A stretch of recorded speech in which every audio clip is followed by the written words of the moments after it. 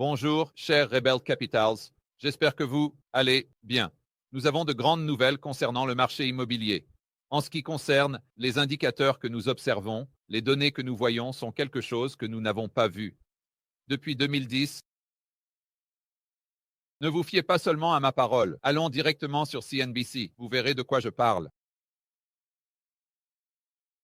Les ventes de maisons en septembre ont chuté à leur niveau le plus bas depuis 2010. Cela ne signifie pas que le marché immobilier, en ce qui concerne les prix, va s'effondrer.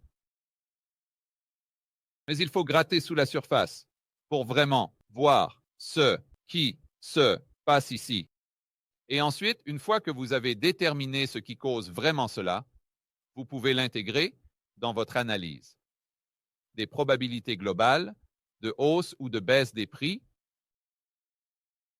Disons simplement que dans l'année ou deux à venir. Donc, les points clés à retenir, le prix médian d'une maison existante vendue en septembre était de 404 000 $, une augmentation de 3% d'une année sur l'autre. C'est vraiment intéressant d'essayer de déchiffrer les données et d'en tirer des conclusions, parce que l'on pourrait supposer que si les ventes de maisons tombent à leur niveau le plus bas depuis 2010, cela aurait un impact négatif sur le prix. Et toute chose étant égale par ailleurs, cela le ferait. Mais quelque chose d'autre se passe, ici, sous la surface. Et c'est ce que nous devons comprendre. Le prochain point clé à aborder. L'inventaire a augmenté de 1,5%. Donc, si je vous disais que les ventes de maisons sont à leur niveau le plus bas depuis 2010, que les inventaires augmentent et que le nombre moyen de jours sur le marché augmente, vous diriez, d'accord, les prix sont en baisse. Mais je veux souligner ici le prix médian d'une maison existante vendue. Donc, ce n'est pas vraiment pour dire que les prix des logements augmentent. C'est juste vraiment le prix médian d'une maison existante vendue. D'accord. Eh bien, est-ce une vente comparable à la maison moyenne qui a été vendue le mois dernier? Peut-être. Prenons cela à l'extrême. Supposons juste un instant que la maison moyenne qui a été vendue le mois dernier faisait 2000 pieds carrés, 3 chambres, 2 salles de bain. D'accord. Super. Mais supposons un instant que la maison moyenne vendue ce mois-ci faisait 5000 pieds carrés avec 5 chambres et 6 salles de bain. Il est vrai que le prix médian des maisons existantes vendues va certainement augmenter, c'est sûr. Mais est-ce vraiment un indicateur de la santé du marché immobilier simplement parce que le prix médian des maisons vendues augmente? Je ne pense pas. Je ne pense pas. Surtout quand on voit les ventes de maisons tomber à leurs niveaux les plus bas et que l'on voit les inventaires augmenter. Donc, je pense que la grande question à poser ici est la suivante. D'accord, super, je comprends. Le prix médian d'une maison existante vendue augmente, mais cela ne me dit pas vraiment ce que j'ai besoin de savoir. Ce que j'ai besoin de savoir, c'est une comparaison équitable. Je veux savoir comment le prix de cette maison de 3 chambres, 2 salles de bain et 2000 pieds carrés évolue, mois après mois et d'une année sur l'autre. Continuons. Les ventes de maisons précédemment possédées ont chuté de 1% en septembre par rapport à août, atteignant un taux annualisé ajusté saisonnièrement de 3,84 millions, le rythme le plus lent depuis octobre 2010. Et je ne sais pas pour ceux d'entre vous qui sont plus jeunes sur la chaîne, si vous vous souvenez de 2010 en ce qui concerne le marché immobilier, mais ce n'était pas bon. C'est le moins qu'on puisse dire. C'était probablement le creux. Les prix des maisons continuaient de descendre jusqu'en juillet-août 2012. Mais ici, c'est à ce moment-là que la perception générale du marché immobilier était incroyablement négative. Les ventes étaient inférieures de 3,5% par rapport à septembre 2023. Les ventes ont chuté dans 3 des 4 régions des États-Unis, seule la région Ouest ayant enregistré une hausse. Ce décompte est basé sur les clôtures représentant des contrats signés, probablement en juillet et août. Les taux hypothécaires ont commencé, juillet près de 7%, et est tombé lentement en août en dessous de 3,5. Chaque fois qu'ils analysent le marché immobilier ici, ils se fixent vraiment sur les taux hypothécaires, ce que je comprends, mais je pense qu'il y a beaucoup plus que cela, au-delà du taux hypothécaire qui passe de 7% à 6,8%. Je comprends. Si les taux hypothécaires passent de 7% à 4%, c'est un grand changement. Et cela impacte la structure d'incitation autour de l'achat d'une maison. Mais je ne sais pas si cela fait vraiment une différence si nous descendons de 10 points de base ou 20 points de base. Je pense qu'il y a d'autres facteurs qui entrent en jeu dans ce processus de prise de décision, qui l'emportent sur le simple fait qu'il y ait une hausse ou une baisse du taux hypothécaire fixe sur 30 ans de 15 points de base ou d'un petit montant. Les ventes de maisons sont restées bloquées à un rythme de près de 4 millions d'unités au cours des 12 derniers mois, mais des facteurs généralement associés à des ventes de maisons plus élevées sont en train de se développer. Et bien sûr, Laurence va dire cela parce qu'il est l'économiste en chef de l'Association nationale des agents immobiliers. L'inventaire a augmenté de 1,5%. Donc, ce n'est pas juste « oh, l'offre est à un niveau historiquement bas ». Ce n'est certainement pas à un niveau historiquement bas, car les inventaires, du moins d'un mois à l'autre, ont augmenté. L'inventaire était supérieur de 23% par rapport à septembre 2023. La pression d'un inventaire encore faible continue de faire grimper les prix. Le prix médian d'une maison existante vendue. Mais encore une fois, je pense qu'ils confondent. Peut-être que je lis mal les données. Cela pourrait être le cas. Mais il semble qu'ils confondent deux choses. Écoutez ça. La pression d'un inventaire encore faible continue de faire monter les prix. Le prix médian d'une maison existante vendue en septembre était de 404 000 $. Encore une fois, je ne sais pas si cela est représentatif d'une augmentation générale des prix. Disons juste pour un moment, en revenant à notre exemple original, que les seules personnes qui peuvent se permettre d'acheter des maisons en ce moment sont des personnes riches. Supposons simplement cela. D'accord. Eh bien, les riches n'achètent pas la maison de 3 chambres, 2 salles de bain et 2000 pieds carrés. Ils achètent, disons, des maisons qui se négocient à plus d'1 million. Donc, juste parce qu'il y a beaucoup plus de McMansion vendus à des personnes super riches, je ne sais pas si cela indique que les prix globaux augmentent en raison d'un faible inventaire. Cela n'a pas de sens pour moi. Encore une fois, peut-être que je lis mal les données. Alors ce paragraphe suivant suggérerait que je ne me trompe pas dans l'interprétation des données. L'argent liquide continue d'être roi, représentant 30% des ventes de septembre. Et j'ai regardé une vidéo de l'expert en immobilier de CNBC, c'est Diane Olick, je crois que c'est son nom. C'est en fait l'une de mes préférées sur CNBC. Et elle a dit que la part des ventes globales, qui sont des acheteurs en espèces, est extrêmement élevée, Alors, qu'est-ce que cela vous dit? Cela vous dit qu'en gros, les seules personnes qui achètent des maisons sont des gens riches. Et cela aurait beaucoup de sens. Quand vous essayez de déchiffrer les données et que vous vous grattez la tête en disant « Eh bien, attendez une minute, comment se fait-il que les prix augmentent sans cesse si les inventaires augmentent et que les ventes de maisons sont à leur plus bas niveau depuis 2010 ?»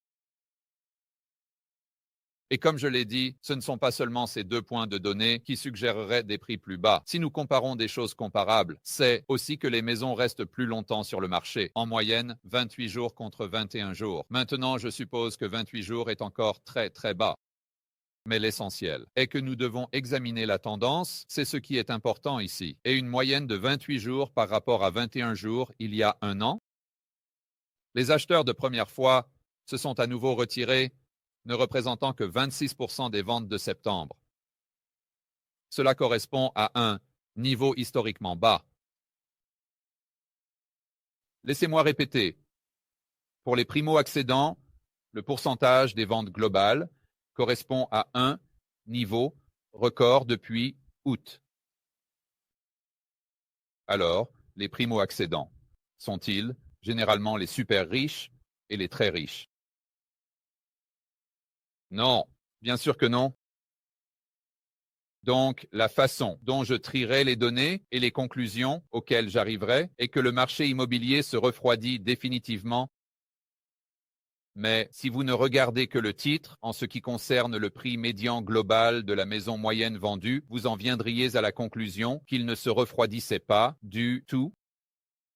Mais cela peut être trompeur, car il se peut que les seules personnes qui achètent soient des riches achetant des McMansions. Mais passons à autre chose. Je vais changer le partage d'écran, car je veux juxtaposer cela aux ventes de nouvelles maisons qui augmentent, tandis que les ventes de maisons existantes sont à un niveau historiquement bas depuis 2010, et c'est encore des données qui ne correspondent pas. Nous devons donc essayer de regarder sous le capot pour voir ce qui se passe vraiment ici afin de l'intégrer dans notre analyse. Alors laissez-moi changer rapidement le partage d'écran.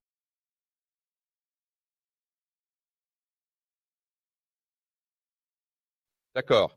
Maintenant, passons à cette vidéo de CNBC et nous allons jouer un extrait ici. Et Rick Santelli commence avec le chiffre des ventes de nouvelles maisons qui, comme je l'ai dit, a dépassé les attentes, mais je veux avoir le commentaire de Diane Olick à ce sujet.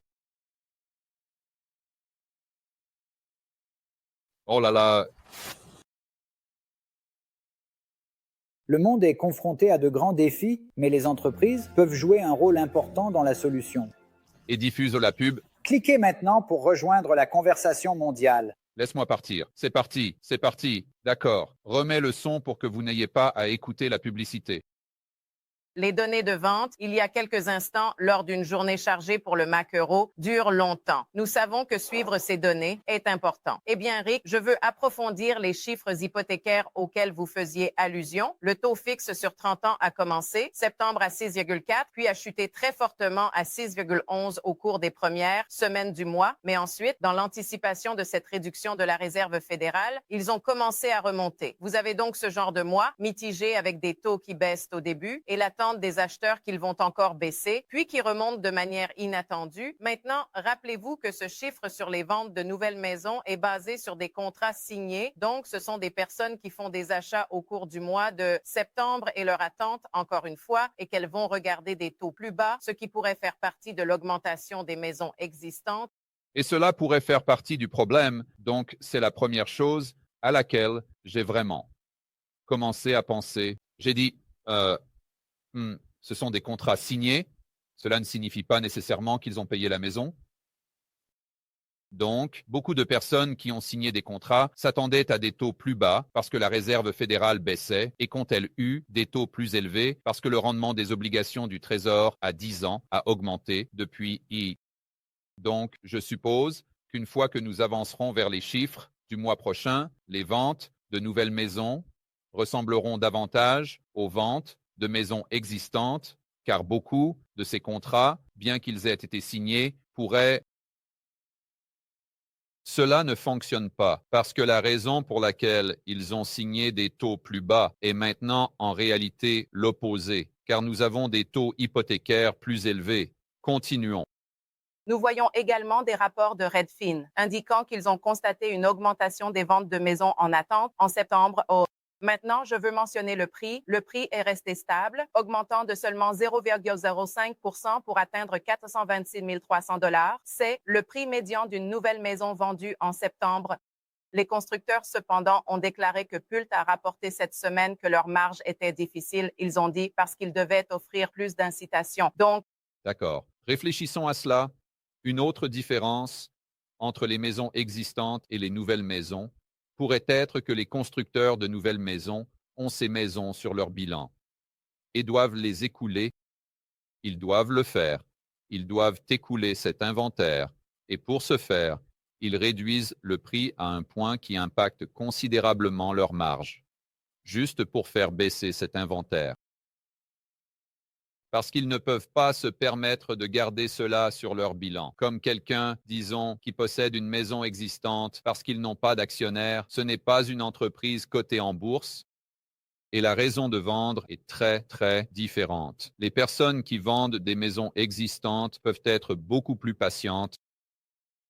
Cela pourrait donc transférer des ventes de maisons existantes vers des maisons neuves, car nous pourrions arriver à un point où, en tenant compte de toutes les incitations, vous pourriez obtenir une maison neuve moins chère qu'une maison existante, car tous ces constructeurs doivent les sortir de leur bilan. Mais ce n'est pas une bonne chose à long terme si l'on considère les prix, car ce que cela vous dit, c'est que ces constructeurs de maisons neuves, pour écouler leur inventaire, doivent réduire le prix. Ils doivent le faire, ce qui impacte les marges. Et c'est comme toute autre entreprise, n'est-ce pas? Vous ne pouvez impacter vos marges qu'à un certain point où vous devez faire quoi? Vous devez commencer à licencier des travailleurs parce que vous devez réduire vos coûts. Et si vous licenciez des travailleurs, le taux de chômage augmente, la demande agrégée diminue.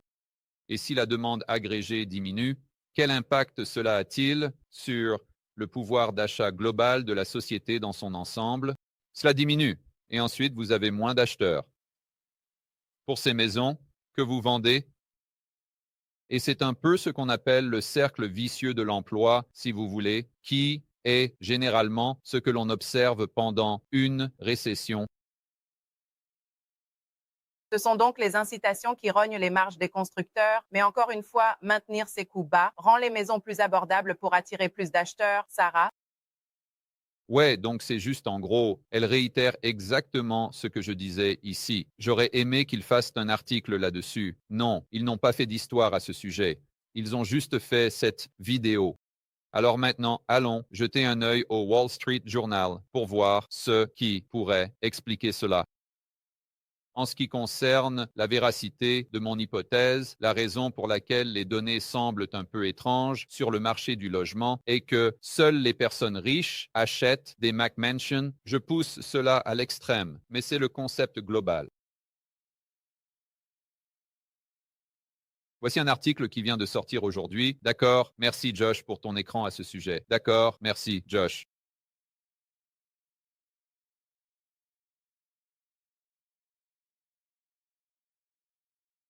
D'accord.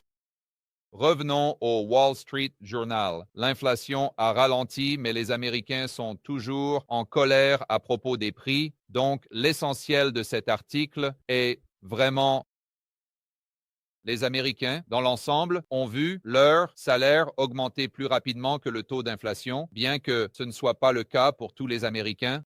Mais même les Américains qui ont vu leur salaire augmenter à un rythme plus rapide que l'inflation sont toujours en colère que les prix soient encore plus élevés, et c'est juste un composant psychologique avec lequel les démocrates ou Kamala Harris vont devoir composer lors de l'élection. C'est un peu ce qu'ils disent ici. La raison pour laquelle la plupart des gens sont en colère a plus à voir avec l'enquête que le Wall Street Journal a réalisée, et nous allons y revenir dans un instant, où les gens disent que leurs salaires n'ont pas augmenté au même rythme, que les prix à la consommation réelle, cela serait beaucoup plus cohérent avec ce que je vois de manière anecdotique, que ce soit en parlant aux gens aux États-Unis quand je suis là-bas, ou même en écoutant simplement les gens lors de ces diffusions en direct, ou dans les commentaires de mes vidéos ou sur Twitter. Les 95% des personnes avec qui j'ai parlé disent que leur pouvoir d'achat est moins élevé aujourd'hui, bien qu'ils aient pu avoir des augmentations nominales de leur salaire. Leur pouvoir d'achat est aujourd'hui inférieur à ce qu'il était en 2019, car ces salaires n'ont pas augmenté avec le taux d'inflation, peu importe ce que les données pourraient suggérer. Et la raison pour laquelle les données sont biaisées, à mon avis, c'est qu'elles incluent vraiment les 16 à 24 ans. Et donc, lorsque vous incluez les 16 à 24 ans, cela fausse considérablement les chiffres car ce sont eux qui ont connu la plus forte augmentation ou la plus grande augmentation de leurs salaires nominaux et leurs salaires ont largement dépassé le taux d'inflation si vous voulez croire à l'IPC. Alors, vous avez le mensonge de l'IPC, comme l'appelle mon ami Jason Burick, où les salaires des autres ont augmenté dans une bien moindre mesure. Et puis, B, la majorité des gens n'a pas connu les mêmes augmentations de salaire que les jeunes de 16 à 24 ans, et cela ne fait qu'aggraver le problème du pouvoir d'achat. Passons à cet article du Wall Street Journal. Il explique comment ces personnes, cette fille asiatique et ce gars blanc, ont vu leur salaire augmenter plus que l'IPC. Encore une fois, cela ne signifie pas nécessairement que leurs salaires ont augmenté au même rythme que les prix des choses qu'ils achètent réellement. Et je voudrais citer cela comme un exemple. Donc, le couple a décidé de tailler les buissons eux-mêmes parce qu'ils ne pouvaient pas supporter de débourser 1 000 $ à un paysagiste pour une taille saisonnière. Je ne sais pas ce que cela implique de faire des tailles saisonnières, mais je suppose que ce n'est pas tous les jours. Donc, vous payez un gars pour venir, disons, une fois par mois. Il vous facture environ 1 000 $ par mois ou quelque chose comme ça. Donc, Hang, ou peu importe son nom, la fille asiatique a dit qu'elle payait moins pour l'entretien de son jardin sur une propriété beaucoup plus grande avant de déménager en 2022. Le coût semble maintenant déraisonnablement élevé. Ce qui est étrange, c'est que cet article va vous dire que Hang et son petit ami blanc, que leurs salaires ont augmenté plus rapidement que leurs coûts. Mais ensuite, en exemple, concernant leur dilemme psychologique, ils soulignent un de leurs coûts qui a augmenté beaucoup plus que leur salaire réel, ce qui vous fait vous gratter la tête et dire peut-être, juste peut-être, en réalité, que leur salaire n'ont pas augmenté au même rythme que les choses qu'ils achètent réellement.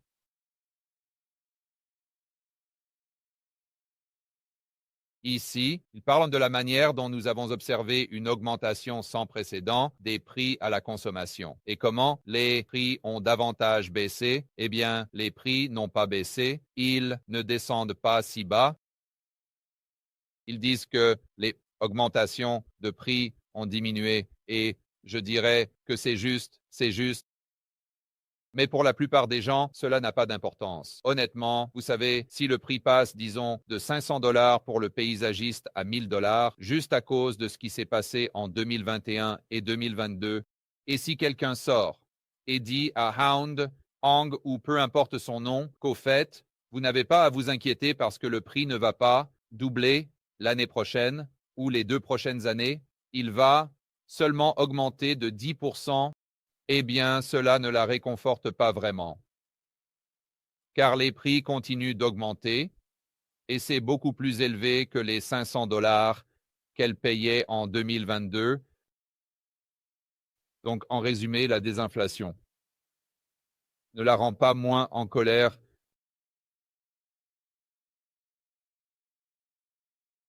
Voici où il parle de l'inflation, ralentissant de manière spectaculaire, jusqu'à 2,4 en headline.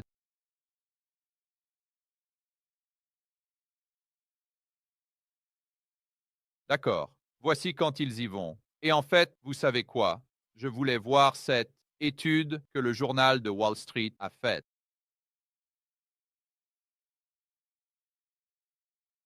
Peut-être que c'était en dessous du logement ici, tirant des mois. Peut-être que c'est le suivant.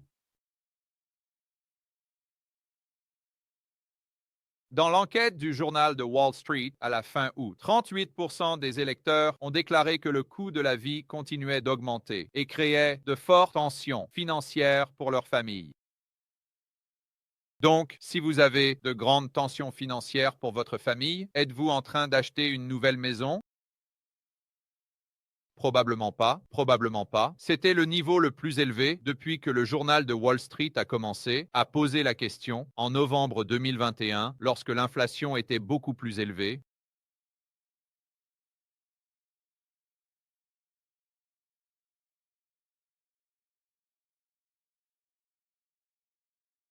Et je veux en venir à cette autre partie de l'étude, où ils ont demandé aux gens si leur salaire avait augmenté au même rythme que l'inflation.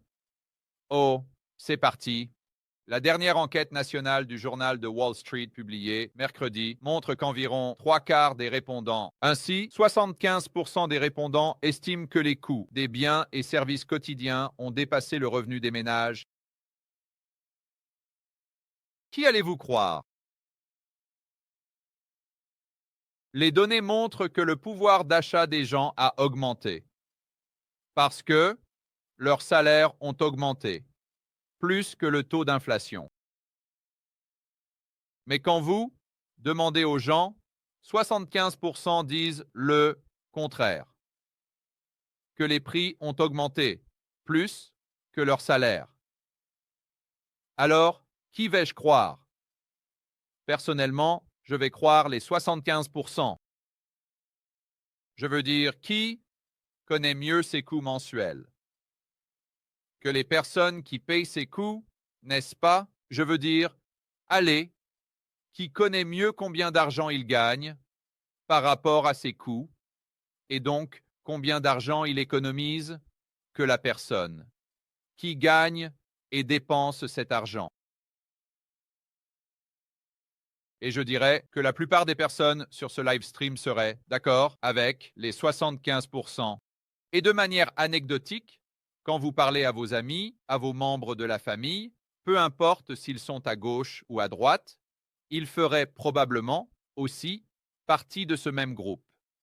De personnes qui disent non, je peux me permettre, beaucoup moins maintenant qu'en 2019, même si mes salaires ont augmenté. Donc, mon propos en abordant cet article du journal de Wall Street était de ramener cela à ce que nous voyons dans les prix des maisons. Et dans les données globales, lorsque Diane, Olic, où est-elle allée? La voici, assise là à nous dire que oui, le prix de vente médian a augmenté, mais que les ventes de maisons sont à un niveau historiquement bas revenant à 2010. Les stocks s'élargissent et les maisons restent sur le marché beaucoup plus longtemps que... Et tous les nouveaux constructeurs de maisons doivent massivement réduire le prix de leur maison juste pour écouler cet inventaire, ce qui affecte leur marge.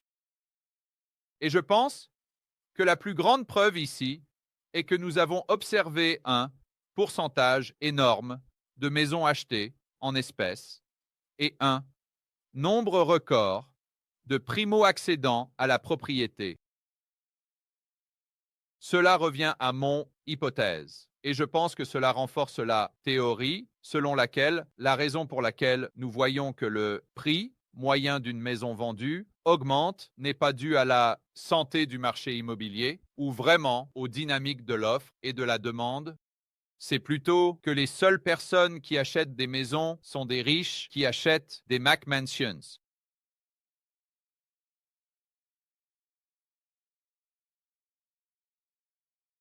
Les gars, profitez de votre après-midi. Comme toujours, défendez la liberté individuelle. Nous vous verrons dans la prochaine vidéo.